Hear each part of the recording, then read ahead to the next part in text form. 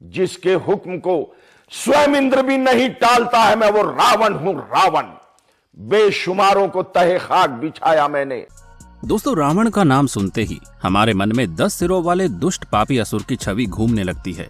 और यही वजह है कि हर गली मोहल्ले में आपको राम नाम का एक ना एक इंसान तो जरूर मिल जाएगा। लेकिन अगर आप रावण नाम के शख्स को ढूंढने जाएंगे तो पूरी उम्र बीत जाएगी, लेकिन शायद ही आपको इस नाम का व्यक्ति मिले, क्योंकि आप रावण के बारे में सिर्फ वही चीजें सुनते आ रहे हैं जो उसे रामायण की कहानी का विलन बनाती है।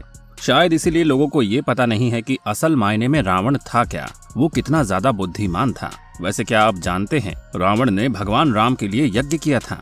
या फिर आपको मालूम है कि क्रोधित होकर रावण ने शनिदेव तक को बंदी बना रखा था?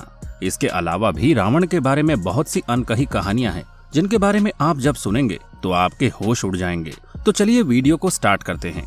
दोस्तों, भले ही हिंदू धर्म को मानने वाले लंकापति रावण को अनीति, अनाचार, दंभ, क्रोध, लोभ, अधर्म और बुराई का प्रतीक क्यों न मानते हों और उससे नफरत करते हों, लेकिन हमें ये नहीं भूलना चाहिए कि दशानन रावण एक राक्षस होने के साथ साथ एक ज्ञानी भी था। आइए जानते हैं रावण की वो खास बातें जो हर कोई नहीं जानता। नंबर 1, घोर तपस्वी।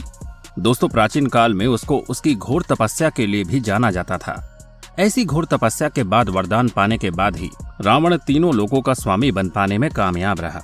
रावण की ये सबसे बड़ी खासियत थी कि वो एक से बढ़कर एक राजा को हराकर उनका साम्राज्य अपनी लंका में मिला लेता था। वो उनकी सेना के कमजोर सैनिकों को मार देता था और उनकी सेना के ताकतवर व वीर योद्धाओं को अपनी सेना में शामिल होने के लिए मजबूर कर देता था। ऐसे ही कई युद्धों को जीतकर रावण ने अपने साम्राज्य का विस्तार किया था। पर रोचक बात तो ये है कि रावण केवल उसी राज्य के साम्राज्य को ही हथियाता था जिससे उसके साम्राज्य को कोई लाभ मिल सके, या फिर उस राज्य की धन दौलत अपार हो, या फिर उस राज्य की रानियां और राजकुमारियां बहुत सुंदर हो। इसके साथ ही उस साम्राज्य की जमीन बंजर भी ना हो। और यदि रावण के वीर योद्धा इन बातों के खिलाफ जाकर किसी साम्राज्य को जीत लेते थे तो रावण कतई ऐसे साम्राज्य को नहीं अपनाता था। नंबर 2, महाज्ञानी असुर और ब्राह्मण। दोस्तों, इसके साथ ही रावण के रूप भी अनेक थे। वो एक असुर होने के साथ ही एक महाज्ञानी पंडित भी था। कई लोग आज भी रावण को एक राक्षस मानते हैं, तो वहीं कई लोग उसे ब्राह्मण के रूप में भी मानते हैं। लेकिन सच तो ये है कि ना तो रावण कोई राक्षस था और ना ही कोई ब्राह्मण। बात तो ये है कि रावण के पिता तो एक ब्राह्मण थे, परंतु उसकी माता एक राक्षसी थी, तो रावण को एक ब्रह्म राक्षस कहना ही उचित होगा। रावण की माता कैकसी ने अशुभ समय पर गर्भ धारण किया था। यही कारण था कि उसकी कोख से रावण और कुंभकर्ण जैसे असुर पैदा हुए। नंबर 3, परम शिव भक्त। आपको बता दें कि रावण शिवजी का बहुत ही बड़ा भक्त था। कहा तो ये भी जाता है कि उस समय रावण से बड़ा शिव भक्त तो कोई था ही नहीं। यही कारण था कि वो चाहता था कि वो शिवजी को लंका में रखेगा, और उसने देखते ही देखते पूरे कैलाश पर्वत को ही उठा लिया। ये देखकर शिवजी को बड़ा क्रोध आया। शिवजी ने अपना दायां पैर कैलाश पर रख दिया, जिससे कैलाश पर्वत अपने स्थान पर वापस आ गया और रावण का एक हाथ कैलाश के नीचे ही दब गया।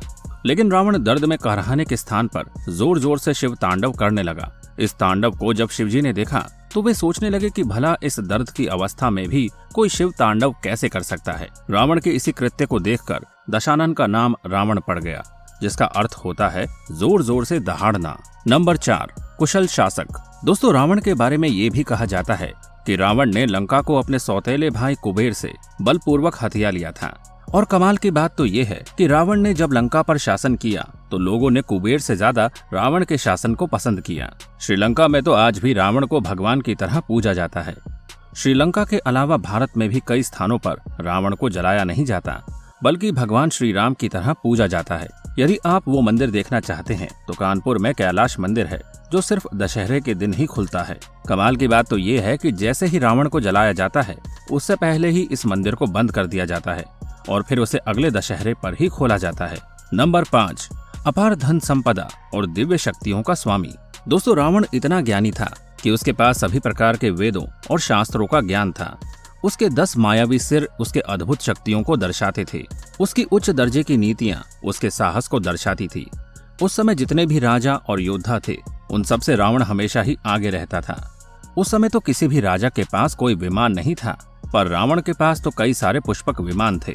ये सभी पुष्पक विमान रावण ने अपने सौतेले भाई कुबेर से हथियाए थे, और ये सारे पुष्पक विमान स्वयं ब्रह्मा जी ने कुबेर को दिए थे। इन पुष्पक विमानों की एक खास बात ये थी कि इनको अपनी इच्छा अनुसार छोटा या बड़ा किया जा सकता था, और इन विमानों की गति को भी अपनी इच्छा के अनुसार घटाया या बढ़ाया जा सकता था। आपको बता दें कि रावण ने इन विमानों के लिए 4 हवाई अड्डे भी बनवाए थे।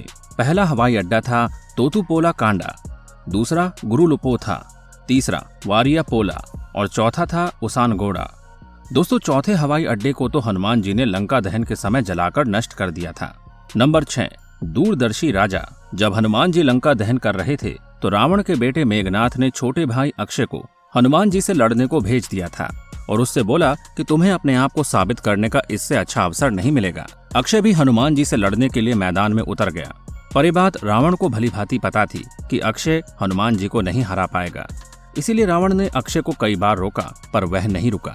वो हनुमान जी के साथ बहुत ही बहादुरी से लड़ा और लड़ने से पहले हनुमान जी ने भी उसे कई बार चेतावनी भी दी, पर उसने हनुमान जी की भी एक न सुनी और अंत में हनुमान जी ने उसका संहार कर दिया। इससे रावण को बहुत क्रोध आया, पर उसने ये सब पहले ही भांप लिया था।